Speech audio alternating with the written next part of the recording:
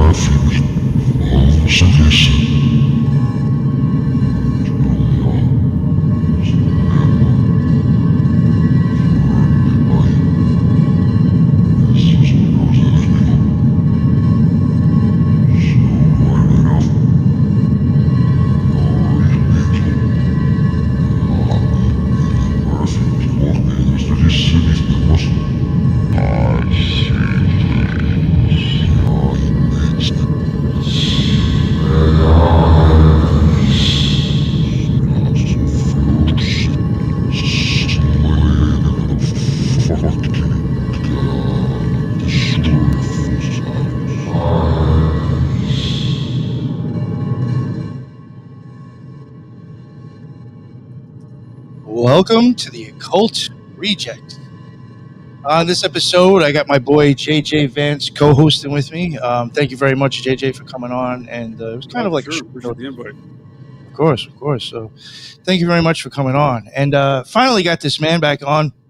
I've been waiting since the last time he was on when he had told me that he was working on a new documentary. He always does good work.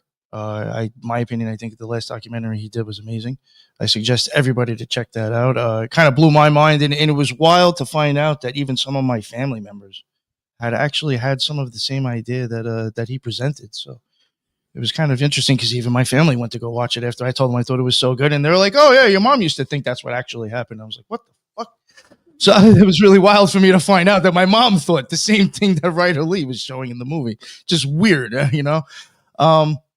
But yeah, we got Ryder on with us today as the guest. Real quick, JJ, just let all the new people and the new listeners that don't know who you are, let them know where they can find your amazing work, please, sir. JJ Vance, right there on the screen, host of Operation GCD, and help folks out right there on the screen. I host a shenanigan-infused journey into the mind of this particular garbage can dude. In fact, going to be doing a live show tonight on the process. What is the Process Church with Dana from Rotting Jewels? A continuation of numerous discussions we've had on the Process Church here on the Occult Rejects. Now, looking forward to the conversation. Appreciate the invite. Ryder, definitely enjoyed the documentary. Still processing a lot of our conversation last week from the ancient aliens and the UFO drone invasions. So a lot of good information there for folks to go check out on the conversation all three of us did last Wednesday on Operation GCD. And definitely looking forward to this one. I see a lot of speaking of Process Church, see a lot of Process Church connections within the whole intel, a mind-controlled killer circumstances you present in your film, and definitely looking forward to getting to some of those ideas.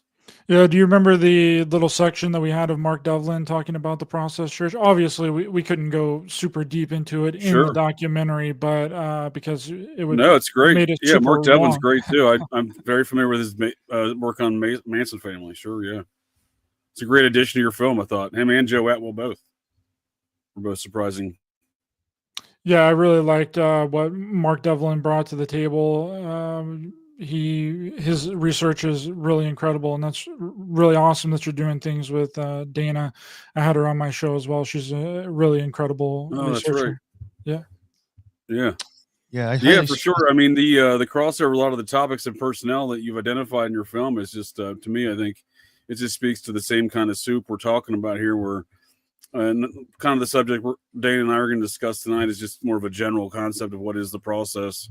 From a legal standpoint, from a reality standpoint, from an execution of their idea standpoint. But yeah, they're certainly involved with a lot of characters like you all present as well in the film Sirhan. Yes, wild, and how Sirhan is just basically being psychically driven to write the same thing. RFK must die over Right. and over again, and then Jack within The Shining is essentially writing his own version of psychic driving, which is all work and no play, makes Jack a dull boy over and over and over again. And that's one of the connections that I found later on after I'd realized exactly what's going on within The Shining, and I was putting all these things together, and I was like, holy crap, this is exactly like, I mean, this is a real life example, and we show several real life examples of, you know, what's being portrayed in The Shining, and then things that has happened in real life, like the dosing of LSD, and the you know, Jack essentially being dosed with LSD. And we know that the CIA would do that all the time. They would even spray like LSD aerosol on entire groups of unsuspecting people.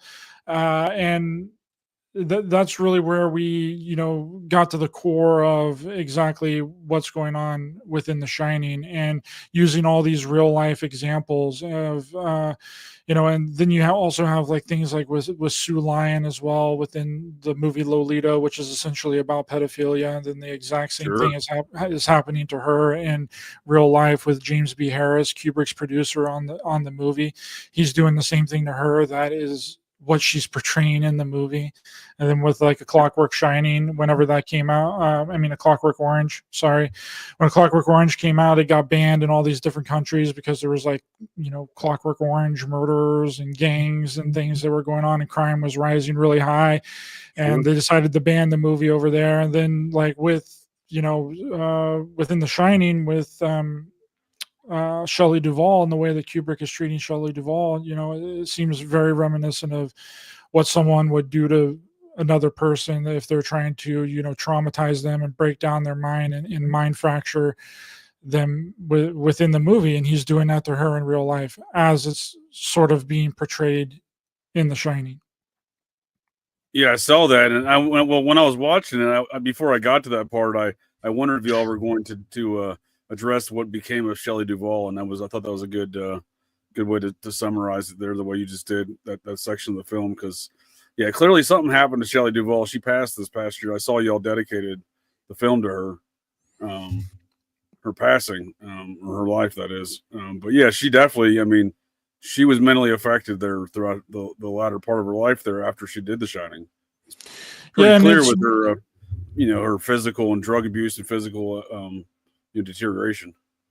Yeah, Kubrick is really a master filmmaker, and he likes to put things in there that are symbolically telling a story. And whenever one of the first things that Wendy sees after Jack is trying to kill her with an axe, and then she puts Danny out the window, and then she goes downstairs and she sees Halloran's body dead on the floor, which Halloran is the only person that is killed in this entire movie. And Sure. he actually wasn't killed in Stephen King's novel, The Shining, but Kubrick put it in Right. there that Jack kills Halloran in the movie. And then whenever Wendy turns around, she sees the gentleman that's standing there with the wine glass, and the gentleman says, "Great party, isn't it?" And he's got the split down his forehead. Right. That's, to me, some symbolizing the mind fracturing that Wendy is currently going through. No, for sure. I think that was a great point too, because I mean, that was a very big beef between Kubrick and King, right? With these elements that Kubrick changed from the King narrative, and clearly Kubrick's changing these elements of the narrative for an intended purpose. And I think that's a good way to describe that scene for sure. Because there's a lot of things I've seen The Shining before. It's probably my favorite Kubrick film. It's certainly the one I saw first. But there's a lot of things that I saw that probably as a teenager. I didn't really get into any other Kubrick films until recent years, probably like 5 years ago or so. But I thought that was an interesting way to the psychic driving aspect of probably the line that sticks out, or the scene that sticks out the most in the movie to me, is the all work and no play makes Jack a dull boy. And I never really considered that to be a psychic driving thing, but it makes a lot of sense in that context. Yeah, our movie really brings together a lot of the holes that people have pointed out within the movie, why certain things don't make sense, why all these continuity errors are there, items disappearing and reappearing. There's even dialogue errors within The Shining that stick out like a sore thumb. And no one has really been able to explain why these things are there. And also, why these like random scenes of like when Wendy goes upstairs and she sees the guy that's dressed up in like a teddy bear costume that is, makes it look like that he's performing oral sex on the other gentleman that's in a suit that's on the bed. And a lot of those make sense when you realize that, what this movie is really about, and you can put two and two together and realize that exactly what's going on within this movie. And also Kubrick's like foreshadowing within the movie is like completely genius. It's genius filmmaking. In the very beginning of the movie, when the doctor comes to visit Danny, there's a teddy bear that Danny is laying on. There's teddy bear paintings and pictures throughout the movie. And then you got the teddy bear guy that's dressed up in a bear costume. The amount of times that baseball bats show up in the movie before Wendy even picks up the baseball bat is staggering. In the first 10 minutes of the movie, when the doctor is visiting Danny, there's a curtain on the side that has like a cartoon character holding a baseball bat. Whenever Jack goes to look at the maze, the model of the maze, which is one of the most interesting scenes of the entire movie, Jack's looking at the model of the maze, and then the maze fades into the outside maze where Danny and Wendy is outside in the maze. It's unlike any other shot in the entire movie. But before he goes to look at the maze, there's a baseball bat that's laying on the couch downstairs. But then it automatically appears back upstairs in their apartment where Wendy and Danny are sitting with the teddy bear in the background, another teddy bear symbolism with a fire truck and the ladder of the fire truck sticking up, giving the appearance that the teddy bear has a heart on. And right beside that teddy bear is where the baseball bat is that Wendy picks up and then goes downstairs and finds that Jack is, finds all of his work, that he's not really reading a novel. And she finds that he's just writing out the same thing over and over and over again. And Looney Tunes. Yeah, then he comes in, and that's when he's triggered, and he decides to try and kill Wendy and go after Danny. And even that's kind of foreshadowed, right? Because they tell the story of the previous caretaker who had ended his family in the same means, right? That's where Jack learns it from, right? Yeah, between Stuart Ullman and the beginning of the movie is like the most incredible dialogue of the entire movie, because Ullman pretty much sets up exactly what's going to happen throughout the entire movie. He tells Jack everything that essentially is going on, that it's not a physically demanding job, that it's more of a psychological job because of the isolation and everything that's going on up there, that the winters are really bad, you're normally snowed in, you can't really get to town. And then you also have what other programs and things do we know that uses isolation and sensory deprivation? I mean, there's an entire Kubrick counterintelligence CIA manual that uses sensory deprivation techniques and isolation techniques to get things out of prisoners. And sure, and that's called Kubrick, huh? Yeah, it's Kubrick counterintelligence. Yeah, and very strikingly similar to Kubrick, isn't it?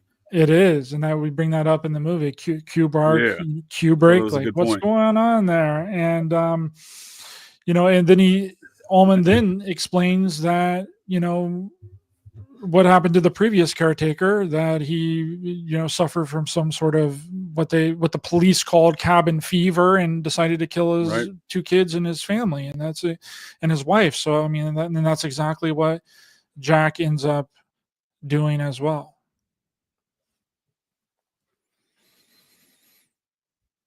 JJ Freeze. Yeah, I think he did. Yeah. Well, oh, there he is. He's back. Froze up. My gremlins are acting up on my Starlink today. Got a big storm coming in. Someone activated the alien weather devices apparently, and right, Pat. Well, that's wild. We can barely even see you anyway with that camouflage on, JJ. Right. He's got the camouflage all around him too on the outside. But yeah, this our movie, A Clockwork Shining, which is on Amazon Prime and Apple TV Plus, is a new look at the Shining material, and it's not something. It's not about the moon landing. Okay, Jay Widener is in the movie. Okay, he's the originator of the thinking that The Shining is Kubrick's confession of faking the moon landing, but this movie is not about the moon landing. We maybe mentioned the moon landing a couple of different times throughout the movie. It probably takes up like 2 minutes of almost 2 hours of the movie. So, before people think that, this is just a complete rehashing of old stuff and that it's nothing new, it isn't. It is 100% something new that I believe is actually going on with The Shining. No, I think that's a great point because, yeah, I mean, you obviously do touch on it there, but that's a great assessment. It was about 2 minutes of the 2 hours talking about the Apollo stuff. I did find a lot of the and where y'all really touched base on it seemed like was the Wonderland Air Force Base Lookout Mountain Laboratories discussion, which was obviously relevant to mention there. Yeah, that's a big integral part of the entire documentary because,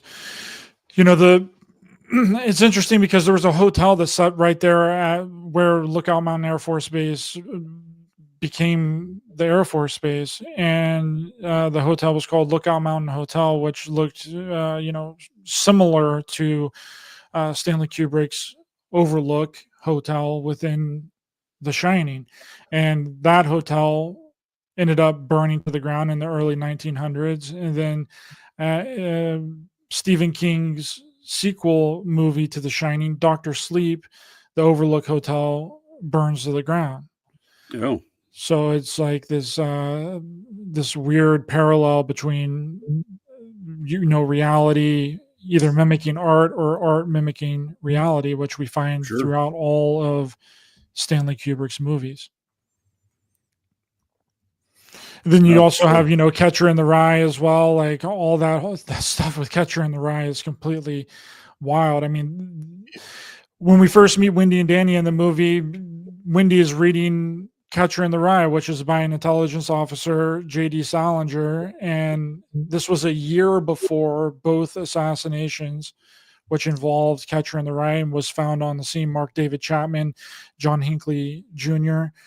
This Catcher in the Rye was in this movie before those assassinations took place with John Lennon, and all the Beatles symbolism within The Shining as well is, they're walking almost identically to the Beatles' Abbey Road album cover. You have the beetle that's in the background of the Abbey Road cover, which was John Lennon's beetle. Stephen King put a beetle in the movie. It was supposed to be a red beetle. Stanley Kubrick changed it from a red to a yellow beetle. And then when Halloran's traveling up to the Overlook, you see a red beetle crushed underneath a 14-wheeler semi. Stephen King was supposed to, make the Lord of the Rings, J.R.R. Tolkien's Lord of the Rings movie where the Beatles were going to play all the Hobbits. Stephen King actually got the idea to name his novel The Shining from a John Lennon song called Instant Karma, where he talks about we all shine on. There's so much Beatles things and Beatles connections between Stanley Kubrick, The Shining, and Stephen King as well. It's really incredible. Yeah, I thought that was some interesting correlations I had not previously considered or identified. And, the Beatles are an interesting group because, back to the Process Church, they definitely erupt out of the Mayfair scene and literally out of the Process Church headquarters in the Mayfair. The Beatles form a band, and Paul McCartney was dating his girlfriend Asher. Her first cousin was a founding member of the Process, and I believe recently passed out there in Kanab, Utah, Diana Asher. And McCartney's girlfriend Asher, I can't think of her first name at the moment. I want to call her Linda, but I know that's not it. But yeah, her brother, the McCartney's girlfriend's brother, was allegedly a member of the Process and owner of that Indica art gallery, coffee and art gallery there in the Mayfair district, where the Beatles would hang out, and where John met Yoko. That's where Lennon met Yoko, was at that Indica gallery there. So it's very difficult. I mean, there's a lot more obvious symbolism within the process, and the Beatles at the very same time. They're associating themselves with this. They'll make an album where they're all wearing a very processed looking cloak, right, on the album cover. So, and then obviously there's the Crowley stuff when you come to Sgt. Pepper's, but nonetheless, it's a narrative. They can't be separated between the two, the process and the Beatles. And I had no idea there was those correlations in between the Beatles and the some of the naming there with the Kubrick films. Yeah, and then Charles Manson said to be a part of the Process Church, and Sure, and also a connection to the Beatles as well, like that gentleman just brought up in the chat. Sure. Manson being a musician, and I believe, you guys can correct me if I'm wrong, but I believe that Manson claimed that the Beatles stole some of his songs or something like that. Am I correct in saying that?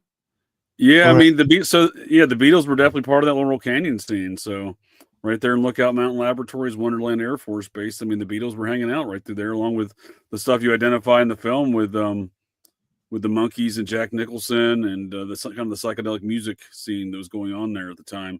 Jimi Hendrix would have been a third party there with Peter Tork and Jack Nicholson in that little trio of activity around that movie Head you all identify in the film. But yeah, I mean, the Beatles are very much part of that scene. Phil Spector, the producer of the Wall of Sound, he produced the Beatles as well. He owned some of the rights to their music. So yeah, I mean, it's certainly a scene that they're often not immediately identified with, but they were certainly embedded in. Yeah, in Chinatown with Roman Polanski, Sure. he directed with Jack Nicholson, and then Roman Polanski was at a Jack Nicholson party, and then he raped a 13-year-old girl and then fled the country from prosecution. And then at that exact same time, Jack Nicholson also left to go to England to shoot The Shining.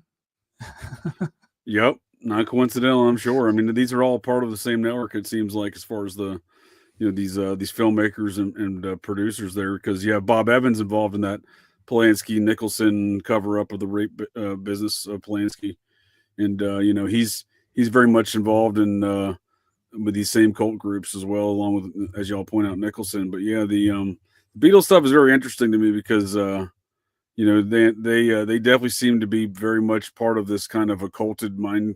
Almost like the way the Manchurian Candidate films served as some sort of, or even, as y'all point out, the book from J.D. Salinger there, the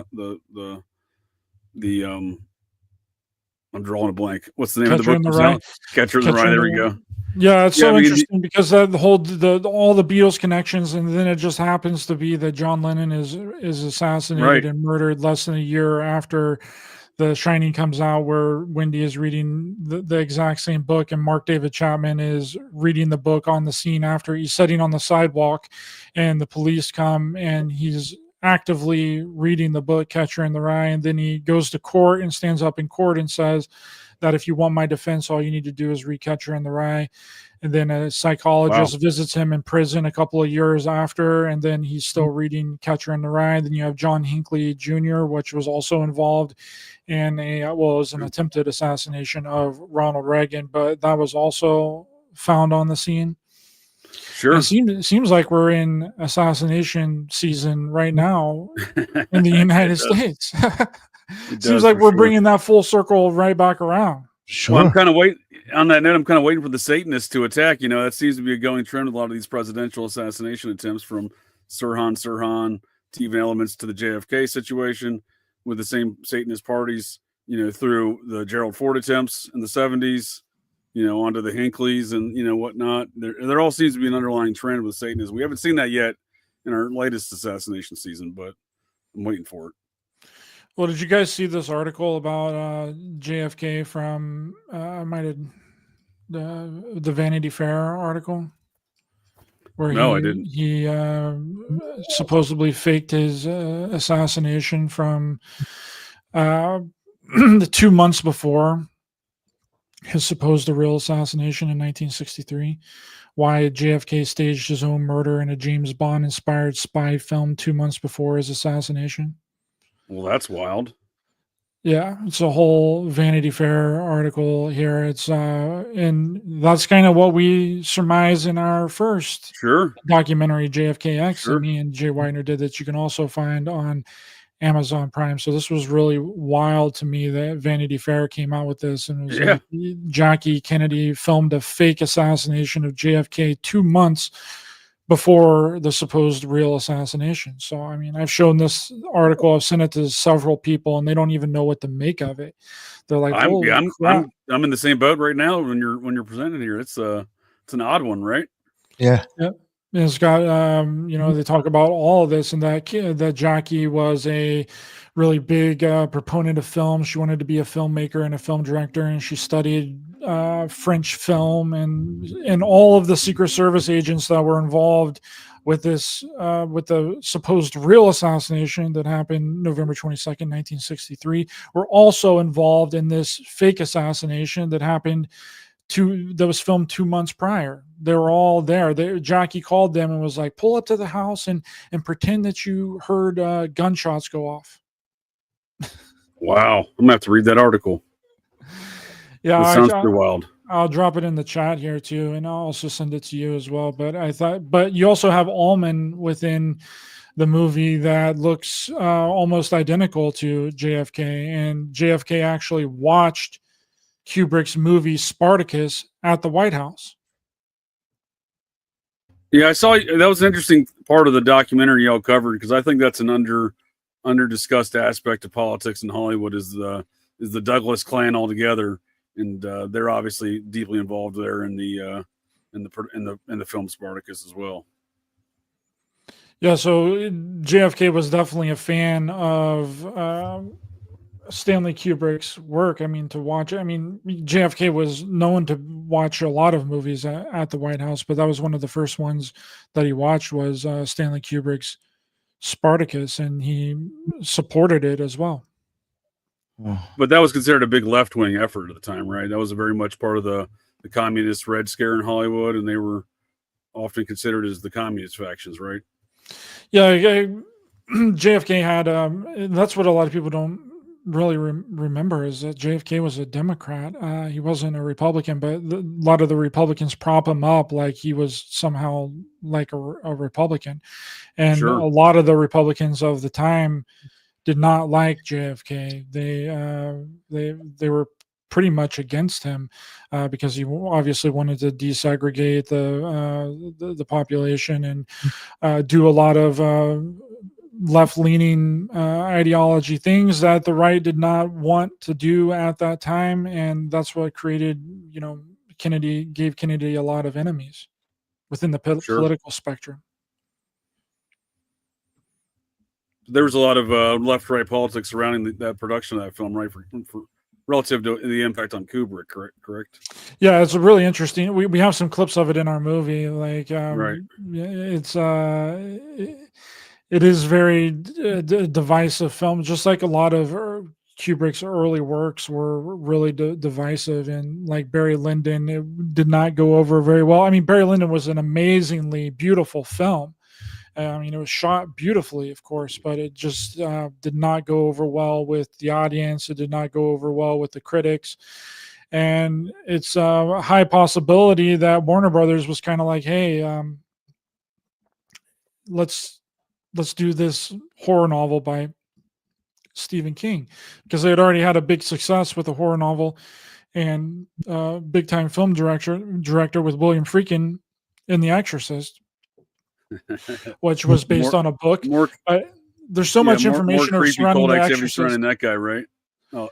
Yeah, I don't think that The Exorcist was. I don't think that was even a real story. I'm pretty sure people have done a lot of research into the Exorcist kid and that being a real story, and it turns out that all those people were fake. They were all fake people, that they never even existed.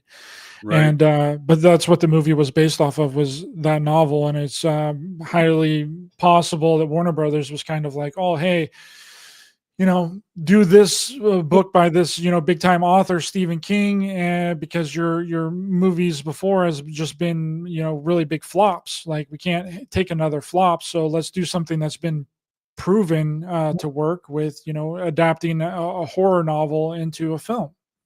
Right, and they already And- had success with some of the King stuff, right, in the mid '70s with like, is it Carrie?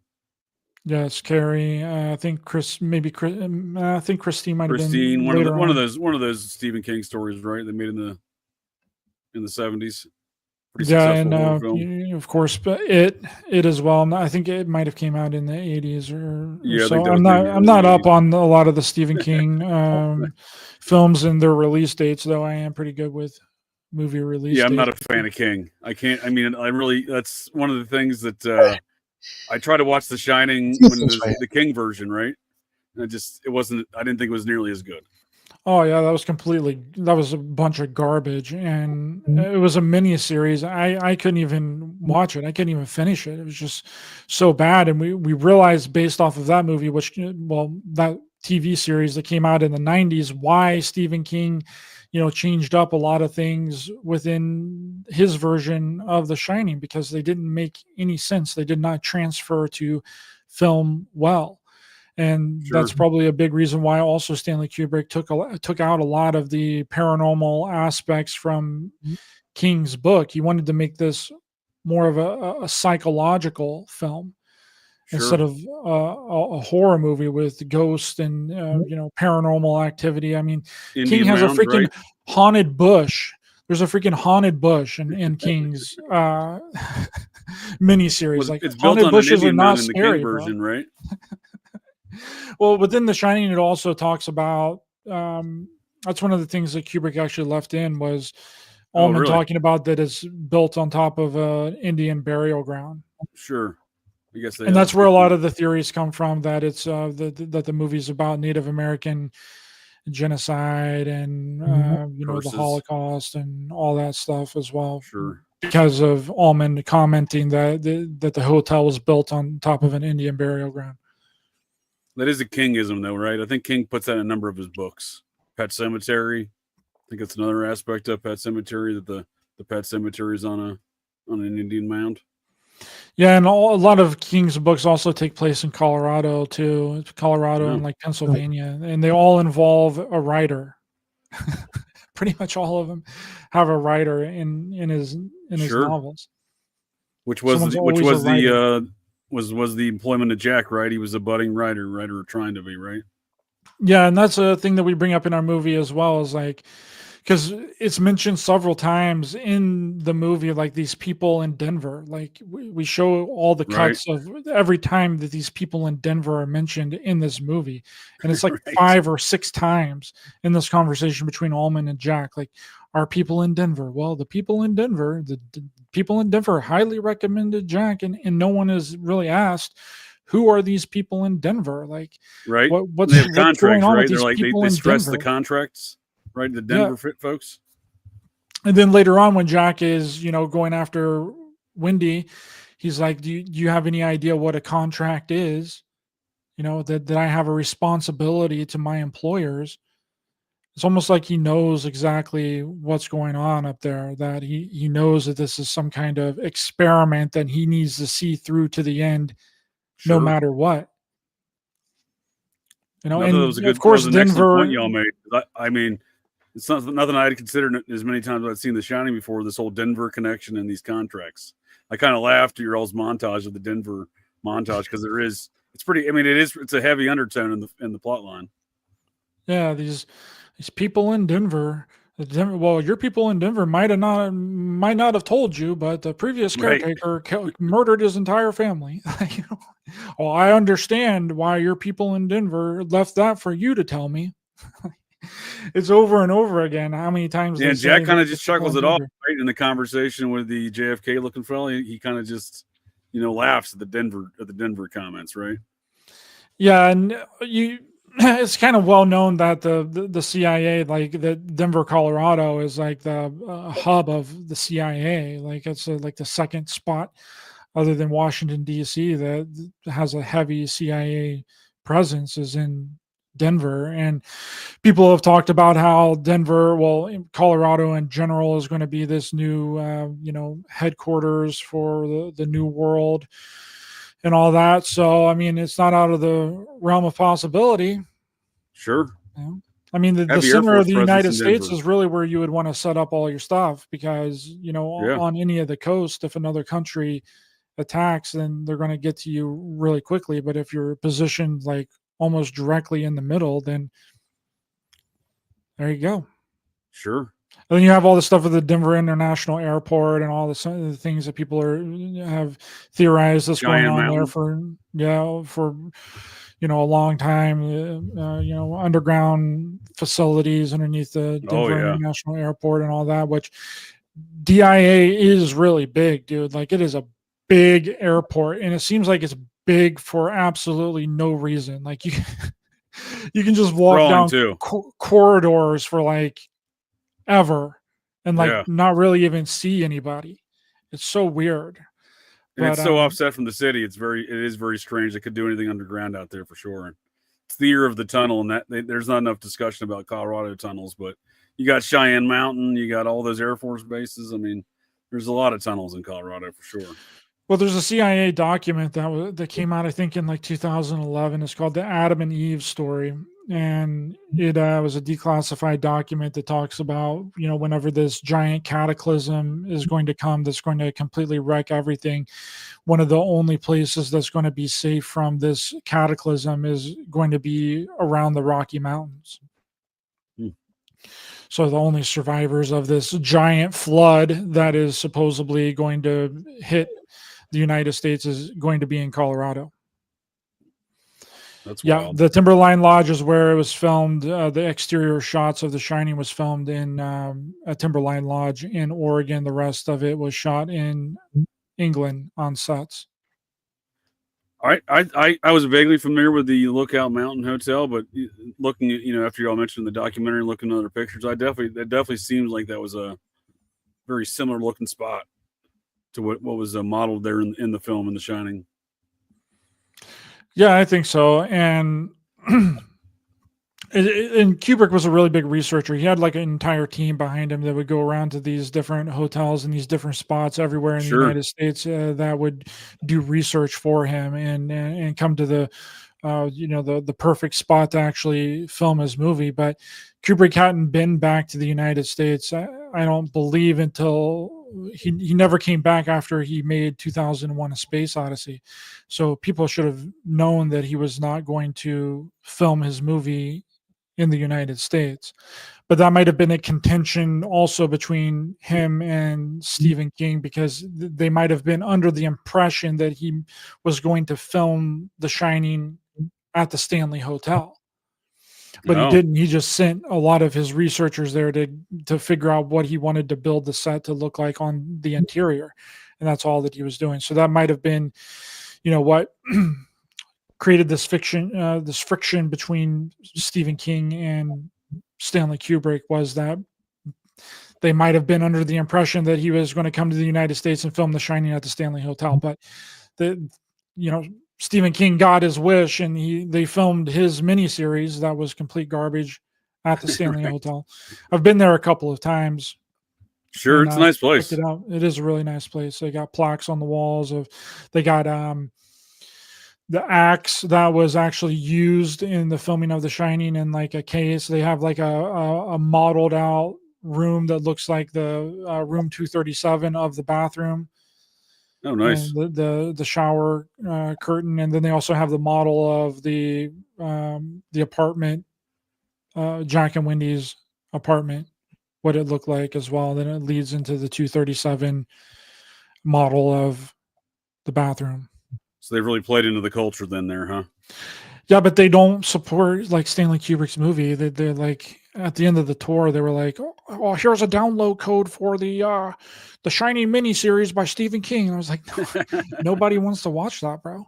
But I didn't take the tour there. I had daylight burning, and the one thing I noticed on the way driving there were some excellent fishing spots right off the roadway. So it's a beautiful. Estes Park is a beautiful area to go up and visit. It would be literally pull your car off and catch some trout right there in the the rivers of the Rocky Mountains. 5 feet walk from your car. Damn. Okay.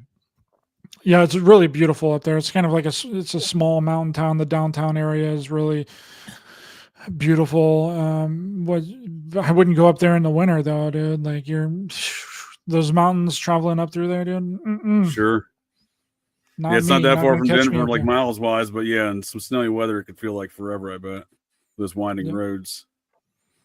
They are some winders up there. You got to take that sidewinder snowcat up into those mountains, which then makes you think of like, how did they build this giant hotel up there? That had to take a lot of time to build that hotel. And there's also tunnels Sure. underneath the hotel as well. Interesting. At the Stanley Hotel, of course, there's tunnels that lead to the because the staff back in the day would actually stay on location. If they worked there, they would stay in like little cottages, like right off the side of the. If you've been Okay. there, you can see all those cottages and where like the maids and the people that work there would stay, and they had like a tunnel system that would go from the house that they would stay at on the property into the hotel. Now, But was it's that supposed to be ever super just a haunted. I don't know. residence? Was that always a hotel? Was that a Stanley Steamer folks residence, or was that they just built the Stanley Steamer folks built that as a hotel? I believe they built it as a hotel, but I could be Yeah. wrong. I don't really know my history that well. Because on it the is actual out Stanley there. I mean, Hotel. you make a good point. Logistically speaking, that would not have been an easy thing to build, especially that time. Yeah, it would be really rough. And apparently, whenever Stephen King went to, because that's where he got the inspiration to actually write the book, was at the Stanley Sure. Hotel, and it was during like the off season, and a lot of the rooms were like closed down. There was very few people there. They had one bartender, and I believe that Lloyd, the bartender, is actually based off of a real bartender that was bartending at the Stanley Hotel. Oh, that's interesting. Yeah, I thought your all's hallucination explanation of Lloyd the bartender was more of a providing greater context to that character, because again, relying on the paranormal aspects of that character, that's one of the things I guess I didn't like. Watching The Shining originally, was some of the like this whole ghostly aspect of Lloyd the bartender and the whole ballroom experience, but seems like that the hallucinogenic aspect that y'all present seems to make more sense to me. Yeah, and you have real life explanations of that with Frank Olson. There's an entire Netflix documentary. It's about Frank Olson and what they did to him, and spiking his drink with LSD, and then he jumped off the out of the window of his hotel room and died. There's that's some of the things that happened to these army personnel as well. That they would be unknowingly dosed with LSD. They were told that they were going to be a part of these experiments. They would get LSD aerosol. They were told to inhale LSD aerosol, and then they would be, a lot of those people ended up ending their lives as well because they couldn't handle it. Was that Operation Midnight Climax activities? That was one of them. This one was I can't remember. They were aerosol spraying the LSD into the Johns. Something in a claw, whorehouse. claw house or Ravens. No, Ravenscraig was at in Canada with Dr. Hugh and Cameron, which we also bring up in the documentary, that created this psychic driving aspect to implant thoughts and ideas into people's heads to make them do things that they otherwise normally wouldn't do after they had been traumatized, which that's 100% factual. There's documentation of that, and several of the people that went through that actually sued the Canadian government for those experiments that Ewan Cameron was doing at Ravenscraig in Canada. But there was another facility. I think that was a great point you made there with Cameron, and I didn't know if I was going to ask you actually, because it immediately brought up to mind something about Clockwork Orange in Cameron, that he was intentionally putting some of these things into the Clockwork Orange for the intelligence services.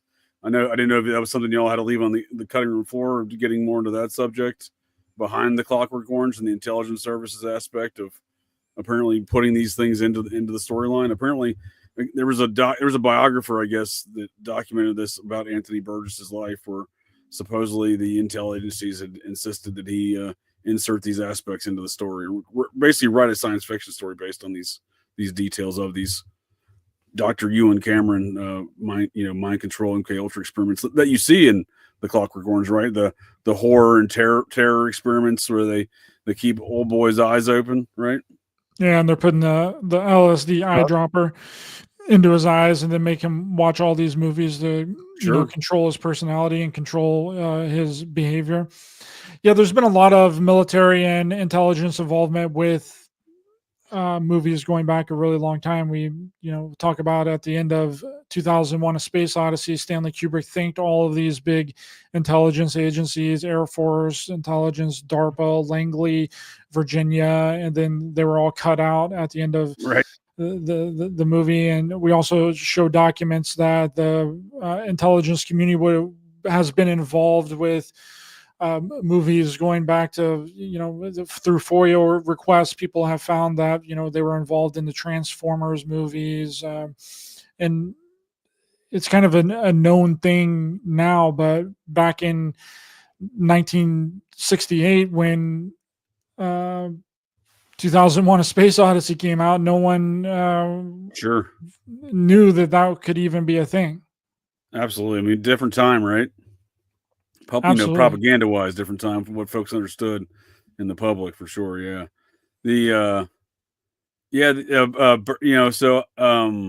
Speaking of Cameron, I was actually just talking about Cameron last night on a just randomly on a show, discussing the process in Nexium, and how I have this theory that the Albany chapter of the process, which was confirmed by their own admission to never closed, morphed into the Nexium cult. And there was a neurologist that was working for Nexium out of Albany, New York, same town that Dr. Cameron was out of for his much of his career, that he was even running some of those experiments in Montreal, where he was commuting there from Albany, to and from multiple days at a time. But this Nexium neurologist lost his license for doing these exact same experiments, these horror and terror experiments, forcing subjects' eyes open to watch these dismembering of bodies, and et cetera. And he got busted by the state medical board for doing this to over 200 subjects. So these experiments seem to be still going on today in the same cities, involving doctors that that may not have known you and Cameron, but operating in the same locations as Cameron. Cameron was operating with these same experiments. I just think it's a fascinating thing that these things may still be going on. Well, a lot of the intelligence community was involved with these types of experiments. The Navy was involved with them. Sure. Navy intelligence had this experiment that was called the Ames Leaf Room, where you would go in and you would be dosed with LSD, and the walls would be like sort of covered in like leaves. It would look like fall out there, and then they would essentially go crazy inside of this room. They would put these goggles on them that would like change their vision, and then they would end up at the emergency room, like basically in some form of psychosis. And entire hospital wings have been opened up for these experiments in Washington, D.C. During this time that the MK Ultra programs were going on. They basically just subleased a lot of these experiments to private contractors and like government contractors, almost exactly Sure. like what they do to this very day with any kind of advanced technology that they don't actually really want to be working with. They just sublease out that contract to a government contractor, because the government contractor is not under any kind of, you can't FOIA request Sure. a government contractor like Raytheon, like these Bigelow Aerospace and SRI International. Like they're under no responsibility to provide any kind of documentation to anything that they do. Plausible deniability. That's right. Yep. So when you come knocking on the government's door for a FOIA request, they can deny that any of those, anything ever happened, because they technically didn't on their end. Right. For sure. Yeah. Well, speaking of Lookout Mountain Labs and Wonderland Air Force Base, same location, but different names to the same location. I don't know if this was originally like when I was watching your movie and you all showed the hotel, and I was looking through the hotel pictures, and I was like, well, and you just triggered your comment there in the Navy, in their activities, not just CIA or Air Force or whatnot. Navy's also involved in these things. That triggered two thoughts here. So now Jared Leto owns that facility, right? He but in between it being Jared Leto's home and the Wonderland Air Force Base, it was one of these kind of reprogramming facilities, right? Yeah, that's kind of under contention a little bit. And I mean, we do know that the Mountain Air Force Base was, used for making hundreds and hundreds of films. I mean, you can just Google Lookout Mountain Air Force Base, and on Laurel Canyon, you can see that there's thousands of movies and films that were made at Lookout Mountain that are still classified to this very day. Some of these actors had high-ranking top security clearance for the place. There was a fallout shelter there. Marilyn Monroe had top secret security clearance. James Stewart, Cary Grant, Ronald Reagan had top secret security clearance for the place, and no one knows what. I'm pretty sure. I think Sinatra. Yeah, I believe Sinatra was there. Yeah, and no one really knows exactly what was going on because all the footage is still classified now. And we know for a fact that that's where a lot of these atomic bomb tests took place there. They, that it was done on all models. It wasn't actual footage of atomic bombs. Like, it was done on modeled sets. And that's a really big shocker to people that weren't aware of that to begin with. And who knows exactly what went on up there, but I would have to. Someone said the other day that Jared Leto doesn't own Lookout Mountain anymore, but I don't know if he was just a troll or or not. I actually had someone mention that to me recently when I mentioned him owning it too, and I did look it up, and from my record, this is probably 3 months ago when that occurred. When I looked at it then, it looked like he still owned it. But this is Jared Leto here in this picture inside one of the rooms there on the property. This room, I think, was actually maintained from the original hotel through the Air Force Base on to the Leto ownership. And I think that's interesting that they maintain some of the space like that. It kind of had that. It kind of reminded me of something you'd see out of the Shining in the Overlook Hotel. Just this room in general and kind of the decor. But interestingly enough, this fella here on the couch, Leto in the blue shirt, this fella here on the couch talking to him is Gil Garcetti. Then at the time he was the mayor. Now he's currently the U.S. ambassador to India. But when you mentioned the Navy being involved in these activities, well, there's Naval Officer Gil Garcetti. So is the Navy still involved with activities there? It still looks like he still owns it. I don't know what those people were talking about. Trolls. But, when you got this kind of naval officer hanging out there, right? No, I agree with you, Ryder. That's pretty. Yeah, there seems to be a cover up of people not wanting to know that Leto still owns this. I don't know if it's the Jesus cult business that Leto engages himself in, but he's an interesting character because he sits at that epicenter of rock and roll star and A-list actor, right? That's not those are qualifications a lot of folks don't have on their scorecard, so to speak. Yeah, and that's I think he won an Oscar, didn't he? He won an Oscar for Dallas Buyers Club with Matthew McConaughey as a supporting actor. For sure. And I just think it's weird that when you mention the Navy intel stuff, like, I mean, you got a naval officer here who's just hanging out up there at maybe he's doing mayor stuff. Who knows? Maybe he's doing Navy intel stuff. God knows what they're up to, but and the Navy being a part of a lot of this stuff, like Jim Morrison's dad was a Navy intelligence officer who was responsible for the Gulf of Tonkin false flag incident that led to the Vietnam War that killed thousands of people. Bob Marley's father was a British naval commander. Sharon Tate's dad was and then of course you got Sharon Tate's dad. That's a good one. He was lieutenant colonel, right? Yeah. Army intel.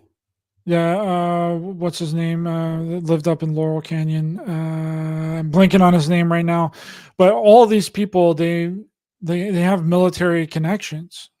Like all the people that came up out of this Laurel Canyon scene all had family members or fathers that were somehow high-ranking military officers. And when you look at that and they're like, oh, holy crap, this is the reason why a lot of these people, they were just able to go wild and do whatever they wanted because they knew that they weren't going to get into any real trouble. They were just going to be immediately let out because their dad was these high-ranking military officers. It's funny you mentioned that because you got guys like the epicenter of all those qualifications. Frank Zappa, that's you. Frank Zappa, sorry. Zappa, I got so much stuff in my head that I need to remember, but Frank Zappa, as well. That's who I was thinking of. Zappa's a good one. But Papa John Phillips, his father, a career Marine Corps officer, he himself attended the Naval Academy. Not an easy place to get into before he dropped out and became the Laurel Canyon rock superstar. But according to the INS, he was he was an INS report. He was financing the activities of the Process Church there in circa 1967 there in Los Angeles, or I believe 68 in Los Angeles. So he's deeply connected to these things. And speaking of folks who get in trouble and don't get in trouble, he got busted for cocaine trafficking back in 1980, served 2 weeks at a minimum security prison in Pennsylvania for cocaine trafficking at the height of the cocaine epidemic, right? Like the crack epidemic situation. It's preposterous to think somebody would walk during that time, but sure enough, these people that do have these family connections and in this scene, they seem to walk. Yeah, then you have, like, of course, connections with the Jolly West as well, and Sure. all the activities that Jolly West was into. Jolly West was actually involved with this project called I think it was called the Violence Project. You guys familiar with this? Where Jolly West was essentially would take people when they get out of prison and put electrodes in their brain to essentially can incapacitate them if they go into an area where they're not supposed to go, and the police would come and like pick them up. It was called. I did not know about that, but it sounds like almost like a shot collar of sorts or something. That's exactly what it was. It was I'm pretty sure it was like UCLA Violence Project, and the project was approved by Ronald Reagan, but then they kind of shut it down before it got up off of the ground. And Jolly West is also known to have spiked people's drinks with LSD. He was involved with the Kennedy assassination. Like, it's just wild, like all the different connections to like all these people. Like, the rabbit hole goes so freaking deep, dude. Like, and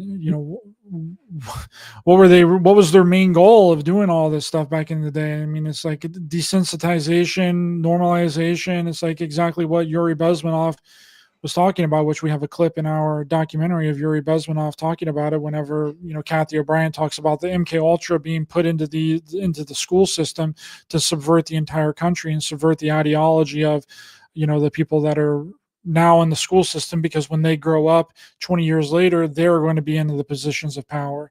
And if we can control their minds and control their thoughts and their ideas now, we'll be able to infiltrate and basically do whatever we want later on, because we've already put this Marxist-Leninism ideology into all these people's heads in the school system in the 80s.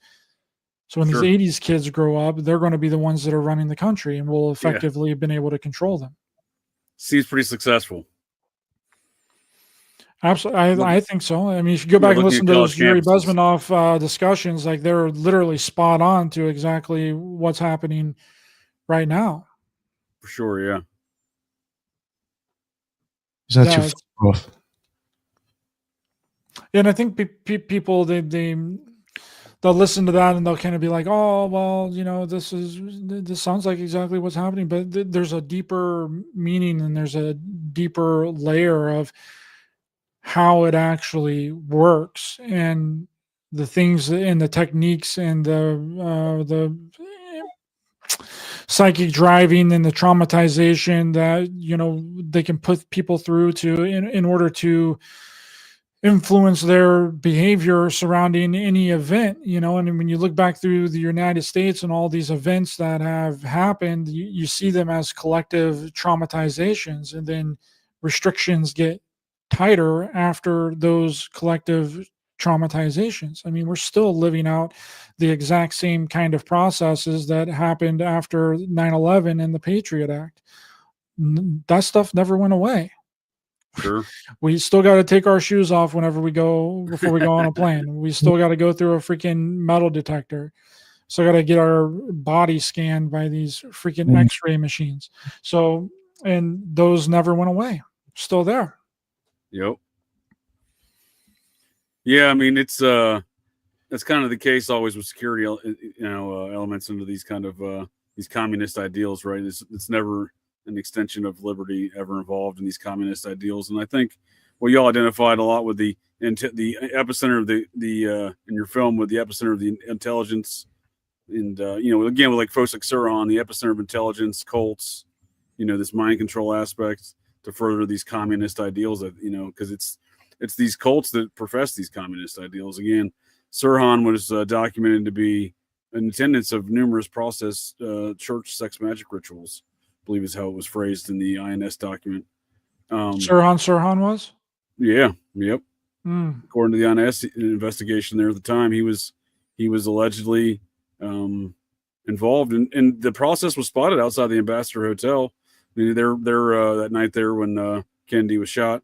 And not the only connections. There's not a lot of other connections there within the process to that immediate scene. But I'm just saying, like, there was members with the German Shepherds and the Robes spotted there. So it's not a great inference to even assume that they might have been there, because they were in fact seen there.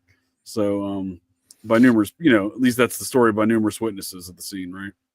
It's so interesting how Sirhan, the ballistic evidence for the Sirhan assassination of RFK is missing from the National Archives, just like how the ballistic evidence from the JFK assassination is also missing from the National Archives. No, that was a great point there. You included Walter Bosley. He had some good points there on the Sirhan stuff. It is definitely eye-opening.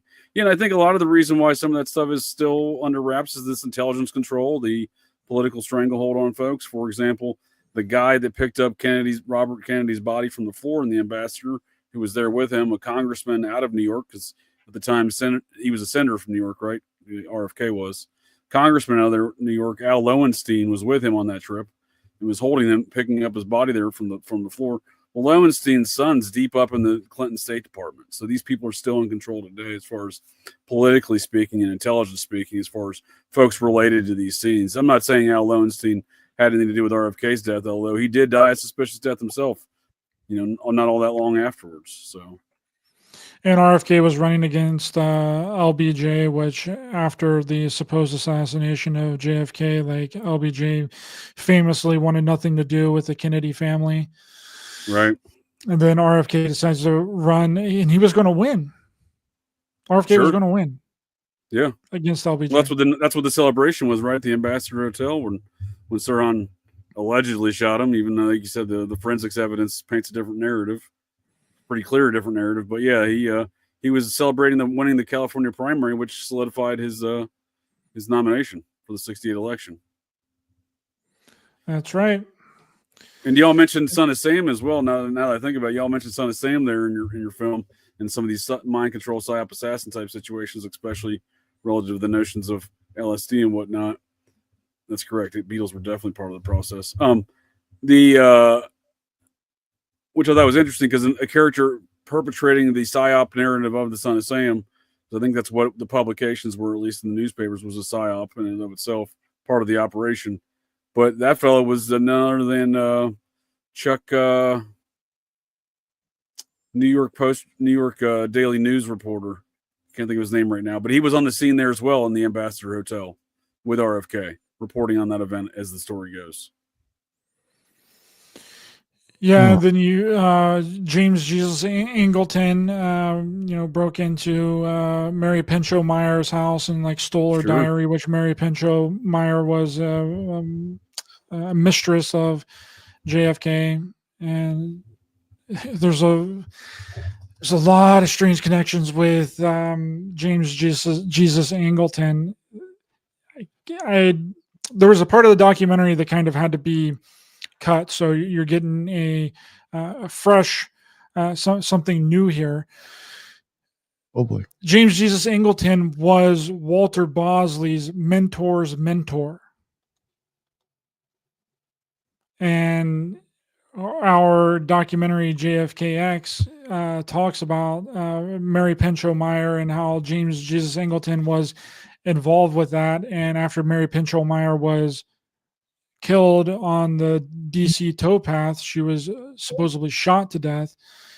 Right after that, James Jesus Angleton broke into Mary Pinchot Meyer's house or her apartment and stole her diary and pretty much raided her entire house, which is very similar to what happened to Stanley Kubrick after he died. There were men that showed up to Stanley Kubrick's house that were basically raiding his house and taking things out.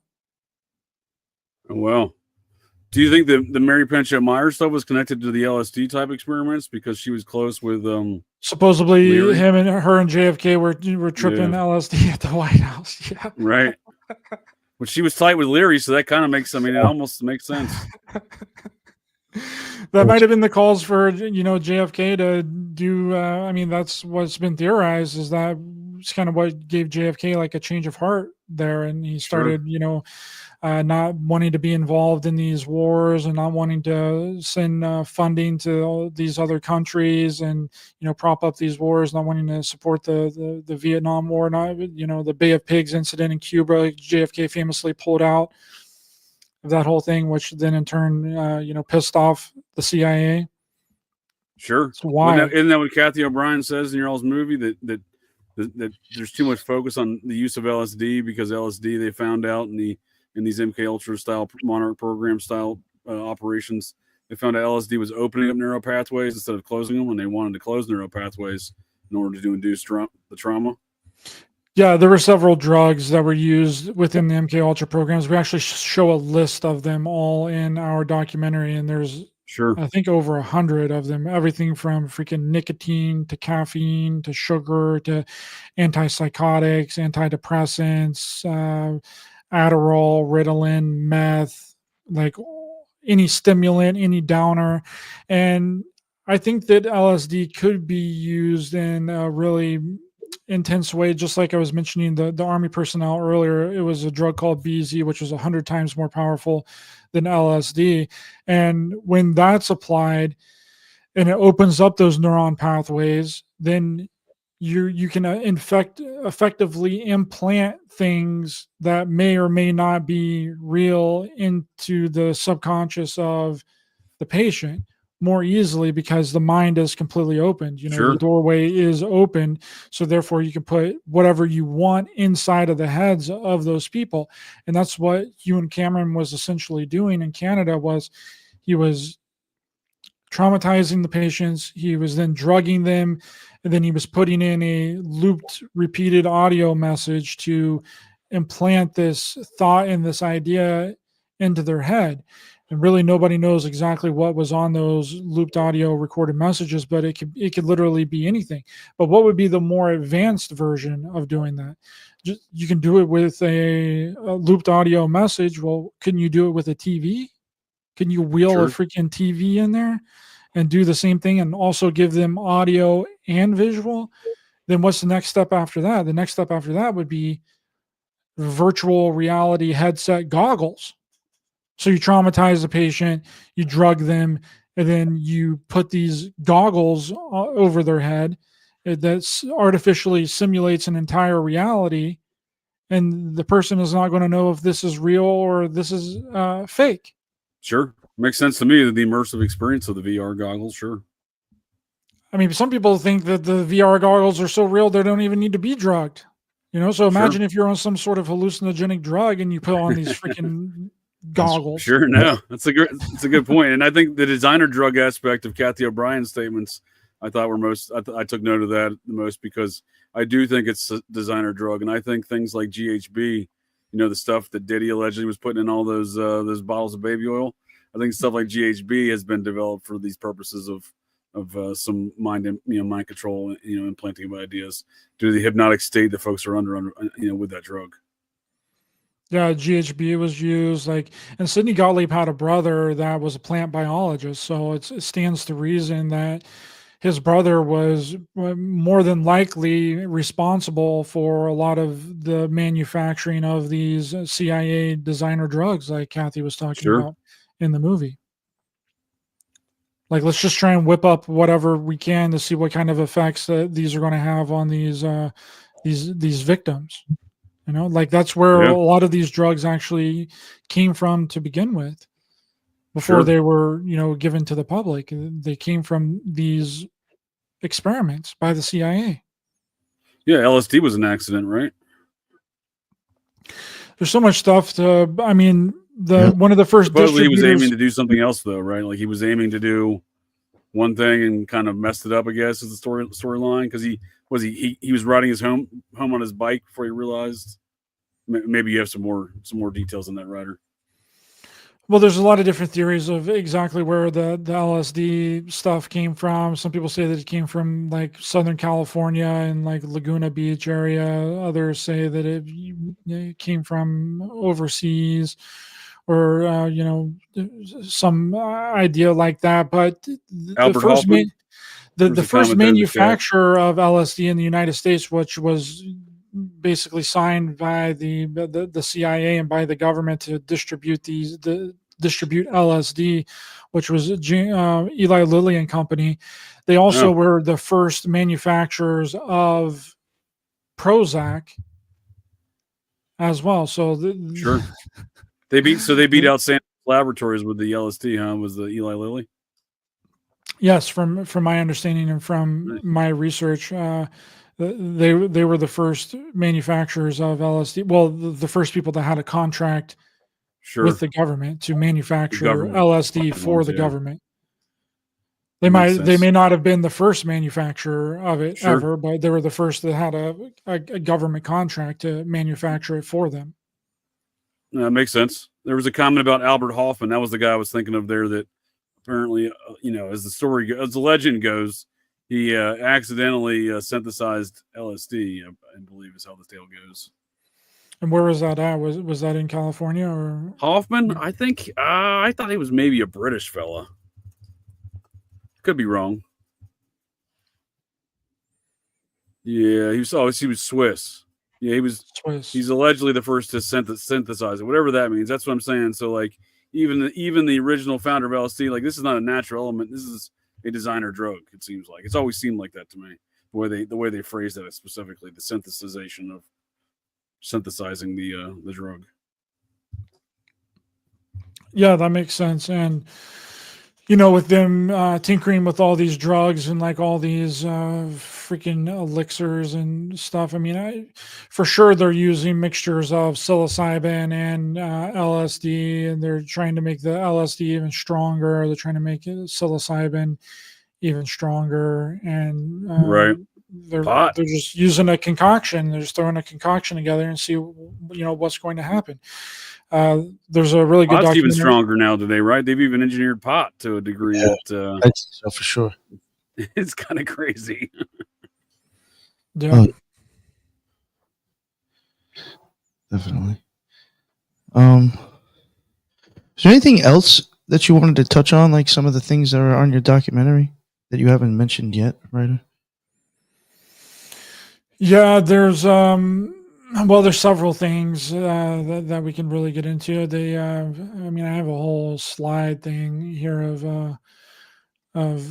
all the continuity errors. I don't know if I want to show it or not. People have been complaining that I just keep showing the same thing over and over again. So, well, they may not have seen it yet.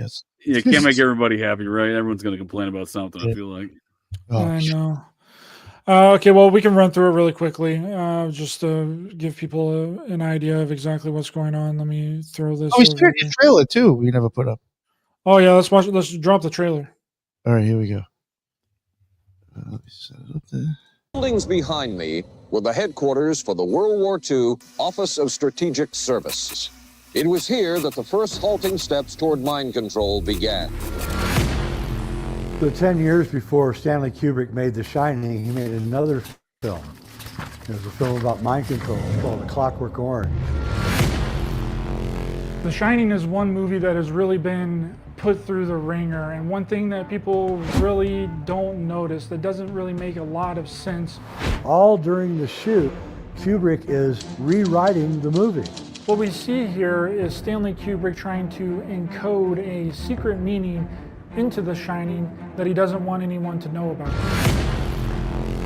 Kubrick has several references to Freemasonry in his films. There's a lady that walks past that has a bloody handprint on her ass. The Shining is Kubrick's 11th film, and there's 11s all through the film. 11 is a special number in occult theology.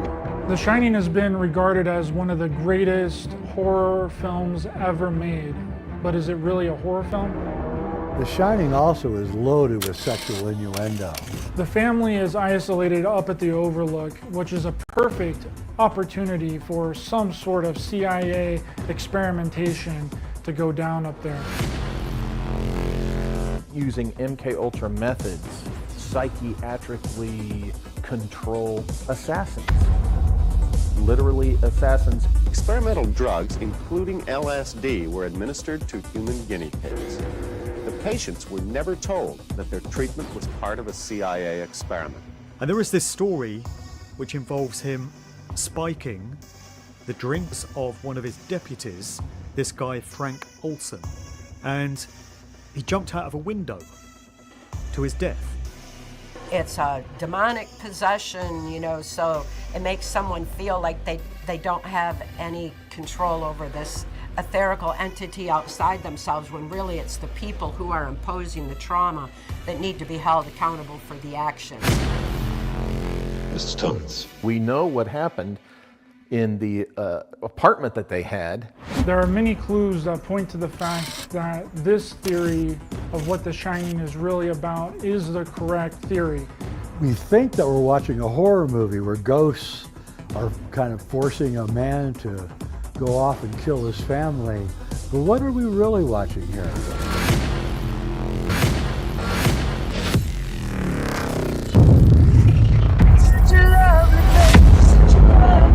Welcome to the Hotel California. Wendy, I'm home.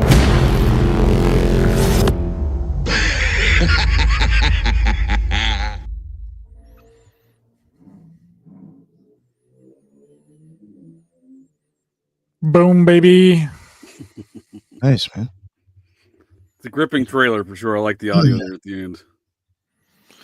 Thank you. Yeah, we can go through these slides real quickly. I'll just kind of jump through them real quick. Let's see here. So within the trailer, I already showed you this in the trailer. Whenever Jack stands up in the ballroom for the gold room the second time, there's a lady that walks past. It looks like she has a handprint on her ass. She's actually the one that bumps into Grady here that's carrying the tray, which then spills the alcohol on Jack, which looks very identical to later on with Tom Hanks in the movie Castaway. The same type of handprint is on the ball, pretty much identical. Yep, well, good old Wilson in Castaway and Tom Hanks. You can get in all the freaking Tom Hanks stuff and all. Right. But there's light switches that disappear within The Shining whenever Halloran is giving a tour to Wendy and Danny throughout The Shining. Then whenever Wendy is dragging Jack's body back into the storage room, there's a light switch that is not there. It disappears. And then we have ones that are appearing.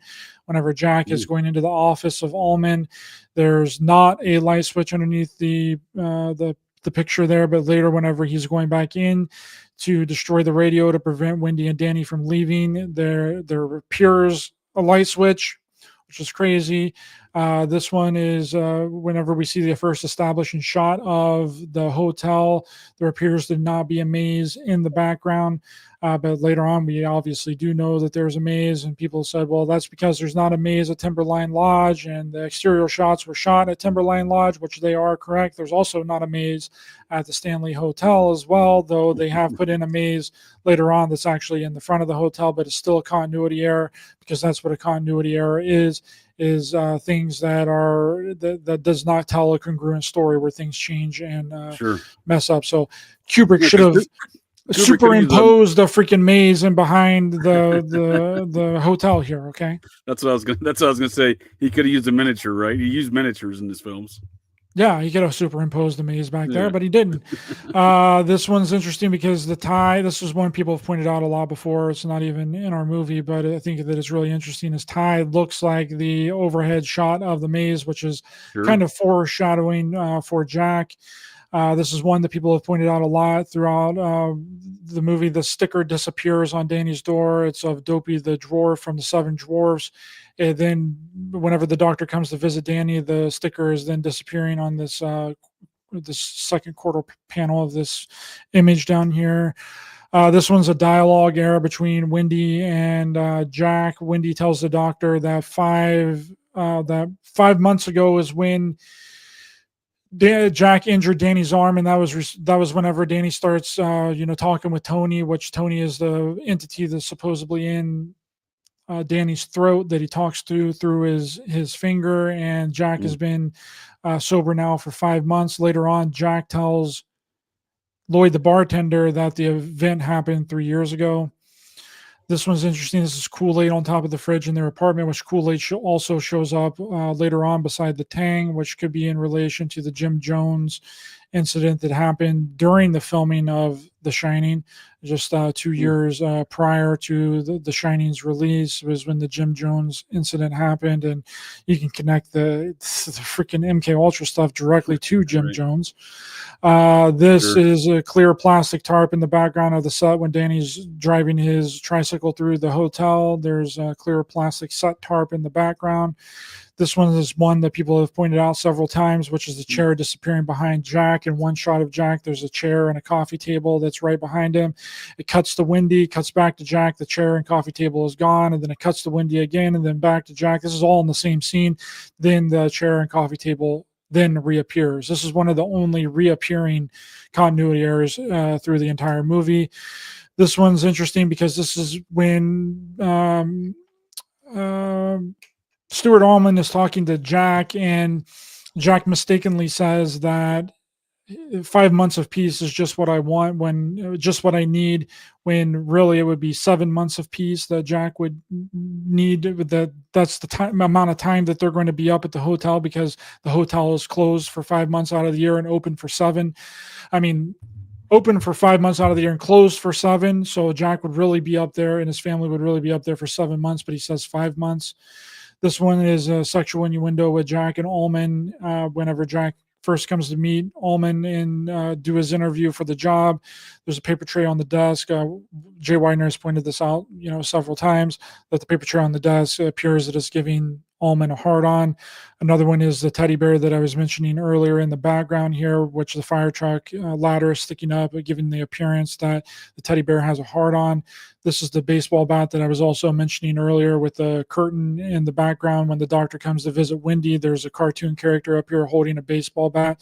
And then later when Jack is going to look at the model of the maze, there's a baseball bat right there on the couch downstairs in the lobby. And then later on, Wendy picks up the baseball bat that's next to the teddy bear with the fire truck sticking up, the fire truck ladder sticking up, given the appearance that the teddy bear has a hard on. That's where she picks up the baseball bat to later strike Jack in the head with. This one's interesting. This one is one that whenever Danny first sees room 237, there's a door that's closed to the right of him where this arrow is pointing in this top right-hand panel. And then it cuts to room 237. You see the door, and then back to Danny as he's on his tricycle, and the door is then opened. This one is one that people have pointed out several times, which is the carpet changing patterns. When Danny stands up in the hallway, it starts out as an open facing hexagonal carpet pattern, and then it changes to a closed facing hexagonal carpet pattern, which people have said that Danny just switched. The Kubrick turned him around on the carpet, which is probably true, but it's still a continuity error. Everything is set up exact same way that it was. All the cars are the exact same, sitting the exact same position.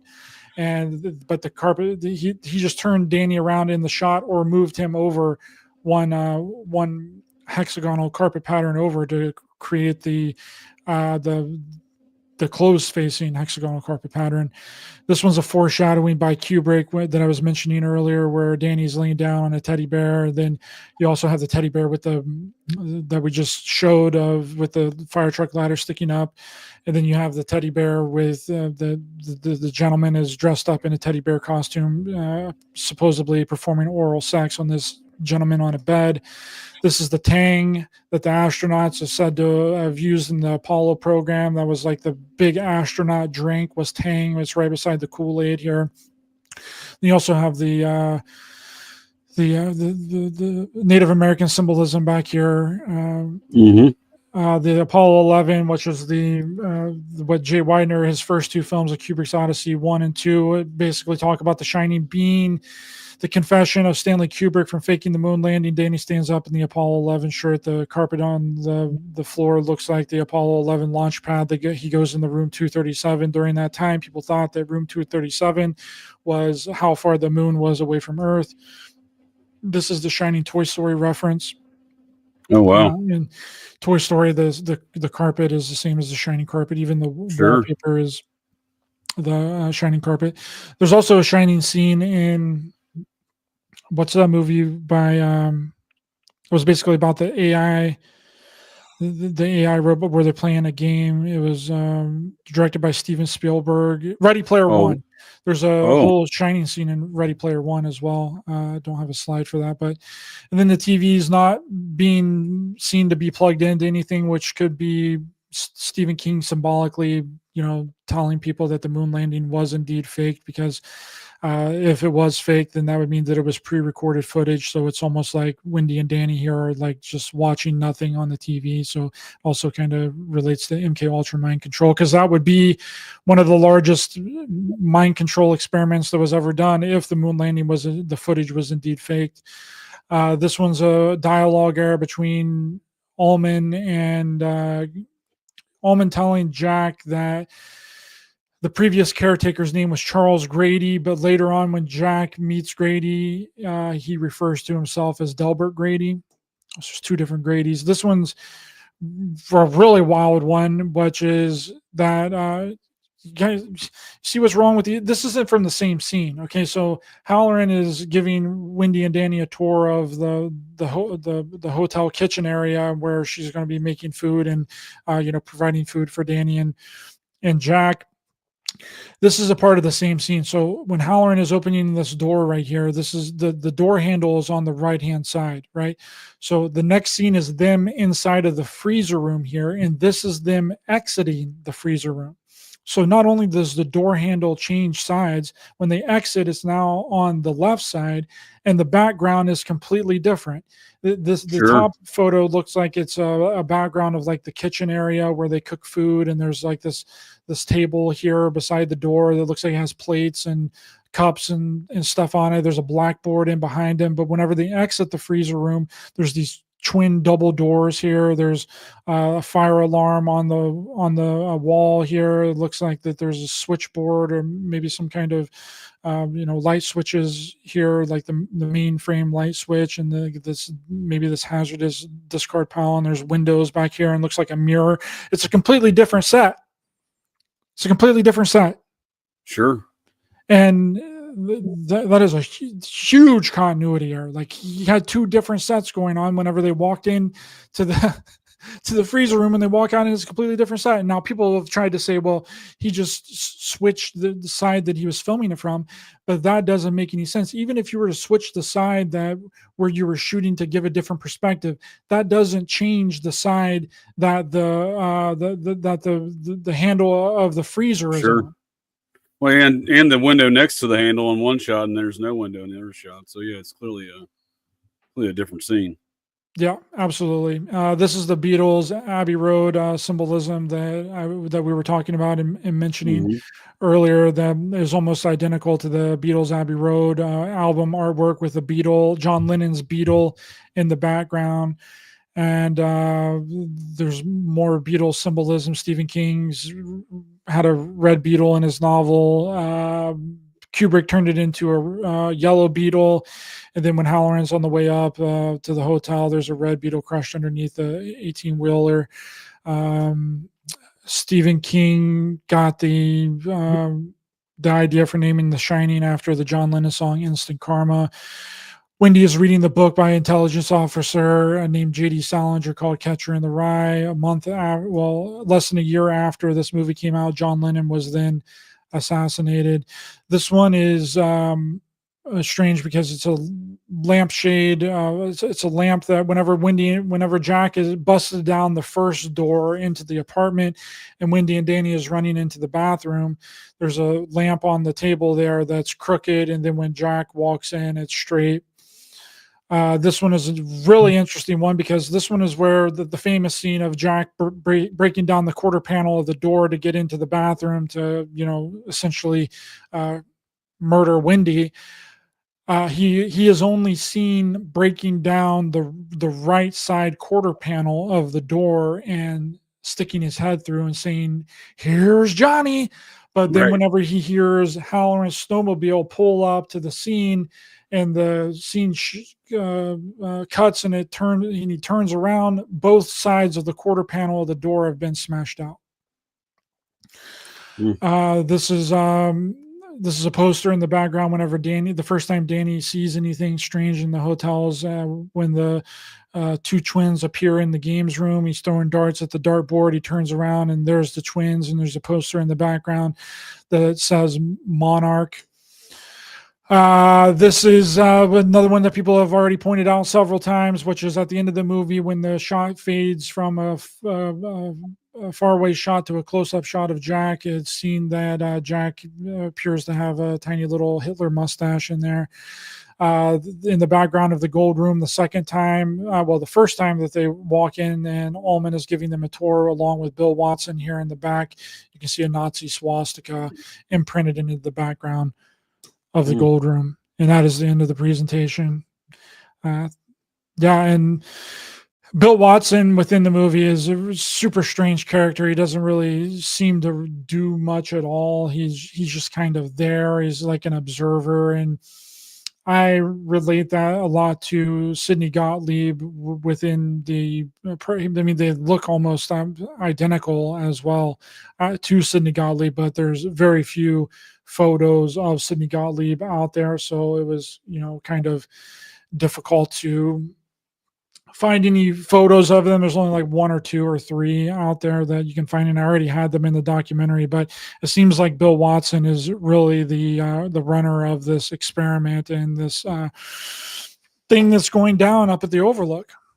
And there's a whole ending to The Shining that was completely cut out of the movie that Kubrick filmed that didn't make it into the actual movie, that really explains this entire thing and confirms our theory of exactly what's going on up at the Overlook and what Stanley Kubrick was trying to say within the movie The Shining. Yeah, for sure. If you didn't mention it, I was definitely going to mention that you all definitely wrapped it up great, and I was totally unaware of the alternate ending. So yeah, that was definitely a good way to end the documentary, I thought. Yeah, it's so interesting. So basically at the end of this original ending that Kubrick cut out, like Ullman comes into the hospital and is like, "Hey, what's going on here? What's happening?" And they pretty much confirmed that it was a giant experiment that was ran up there. Then he throws Danny a tennis ball that Jack was throwing against the wall, which was also the exact same tennis ball that inexplicably rolled toward Danny before he went into room 237. How did he know about that tennis ball? For sure. How did he know that tennis ball was even there, and how did he know to throw it to Danny?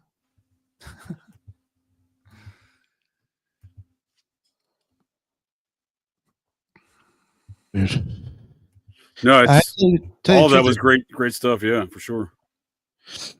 I never noticed so much of that missing continuity that you're talking about before in the movie. So you mentioned it. I mean, I've seen it multiple times too. Yeah, that's pretty much all of the ones that I know about, and I'm sure that there's others that some people might be able to find or come up with, but those are like the main ones, and a lot of them people hadn't ever really noticed, and that comes from just watching this movie over and over and over again. So sure.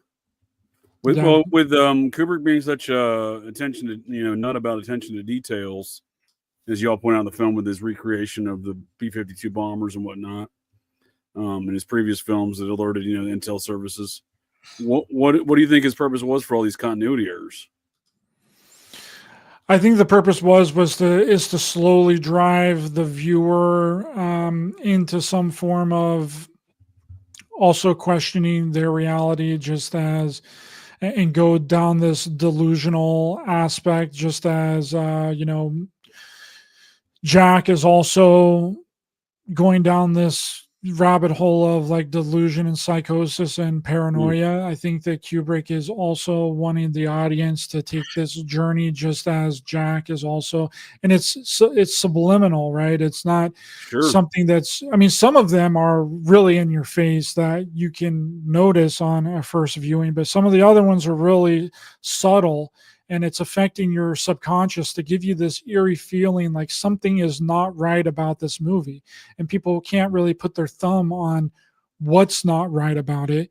Why am I getting this creepy feeling? Why is it eerie? Is it just the visual aspects? Is it just the soundtrack and the music? I mean, I think that definitely adds to it, but the continuity errors and the dialogue errors within the movie is affecting the subconscious of the viewer. Even if they don't notice it, it's still giving them this eerie, strange feeling that they can't quite put their finger on.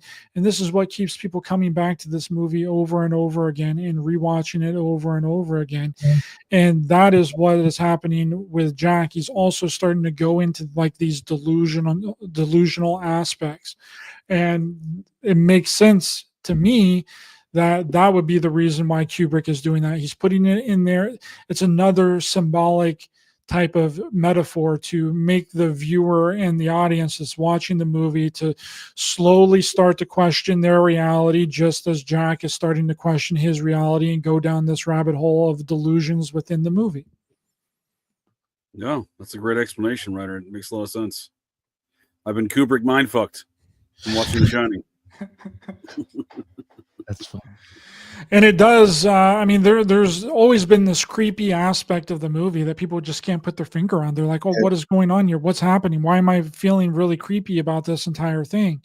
And I think that's exactly what's going on. And obviously, the soundtrack definitely helps. The soundtrack is very creepy with the creepy tones and the music that is used, and the visuals as well, like the quick cuts from Danny and the blood in the elevator and the twins and all that. It's very symbolic. Yeah. I think very uniquely shot film. Yeah, deeply layered film, I think, for sure. Well, thank you, Ryder. I mean, we're at an hour and a half now. I figure maybe we could wrap it up here, and I'm sure you don't want to spill all the beans so people go check out the movie. You know what I'm saying? So remind everybody where they can please go find this if they want to watch it. You can find it on Amazon Prime, Clockwork Shining. You can just type it in the Google or any search engine, and you can also find it that way. And if you don't have Amazon Prime in your country, you can also find it on Apple TV Plus as well.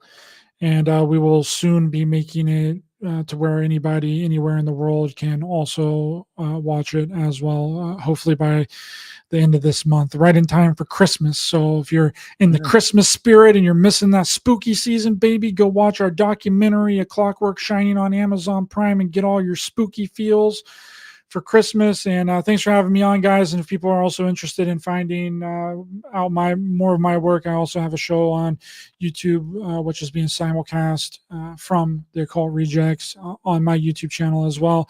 YouTube at Raised by Giants, and on any and all podcast platforms. And you can follow me on X, Twitter at Raised by Giants 8, or Instagram at Raised by Giants Pod. Thank you, gentlemen. Really appreciate it. I hope everyone has amazing holidays that are coming up here very soon. Thank you very much. And I always love having you on, man. It's always a great talk. I love your work. Yeah, everybody, please go check out his, they put his link tree in there. So I'm sure from there, as of now, you could probably find a way to his documentaries. I'll throw in some links if I have to after the fact. JJ, please let everybody know real quick before we wrap this up where they can find your work as well. And thank you very much for jumping on, man. Please. Yeah, for sure. Appreciate the invite. Ryder, appreciate your time. Great movie. Love the new ideas and thoughts that I got from watching it, and definitely enjoyed the guests you have on there. I'm a big fan of Joe Atwell's work. Mark Devlin and I used to communicate quite frequently years ago when he mentioned he was on a tour of Laurel Canyon in 2017. I was like, oh, that's right. I used to talk about Laurel Canyon and some of these kind of weird scenes inside the canyon ideas with Mark Devlin back around 2016, 2017, because he brought me up to speed on the Africa Boombata and the kind of the hip hop, kind of nature, that weird scenes inside the canyon.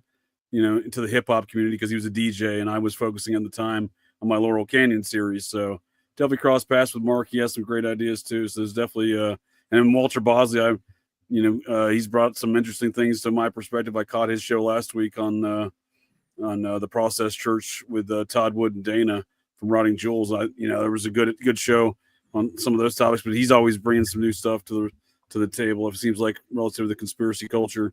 So yeah, quite a lineup of folks in your movie. I was quite impressed, but yeah, definitely recommend folks check that out, and appreciate both your gents' times.